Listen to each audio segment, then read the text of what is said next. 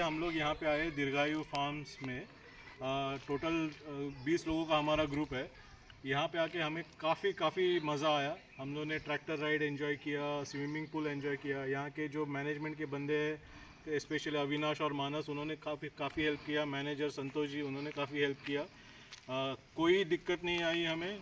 Food was excellent, vegetarian non vegetarian everything was brilliant. We loved it completely. और हमारे group में से भी किसी को बोलना है तो बोलिए। राइड्स सब अच्छे थे, हमने सारे राइड्स एक्सपीरियंस किए। इट वाज very nice. The ambience of the resort is good. Room service best. Avinash was good. सगळ्यात महत्त्वाचं की दीर्घायूमध्ये मजा तर केली आपण, पण जसं आपण आपल्या गावी जातो किंवा जो ॲक्च्युली नॅचरल फील जो आहे तो खूप छान आहे इथे. आणि प्रिमायसेस खूप मोठी असल्यामुळे असं कंजेस्टेड असं वाटलं नाही आणि मोकळेपणाने सगळ्यांनी एन्जॉय केला. कोणालाही दुसऱ्यांना पण डिस्टर्बन्स झाला नाही. तर एकंदर चांगला अनुभव होता. सो इथे प्रत्येक गोष्टीसाठी वेगवेगळं लोकेशन आहे. तुम्हाला फोटोग्राफी करायची आहे, तुम्हाला व्हिडिओग्राफी करायची आहे, किंवा तुम्हाला सिंगिंगचा प्रोग्राम करायचा आहे, इव्हेंट्स करायचा आहे, इवन तुमचं लग्न करायचं आहे, लग्नासाठी पण सगळ्या गोष्टी अवेलेबल आहेत तिकडे.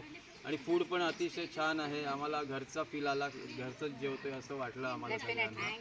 आणि तुम्ही आमचे रिव्ह्यू बघाच आणि आमचे फोटोसुद्धा बघा. आम्ही सगळं टाकणार आहोत फेसबुकवर.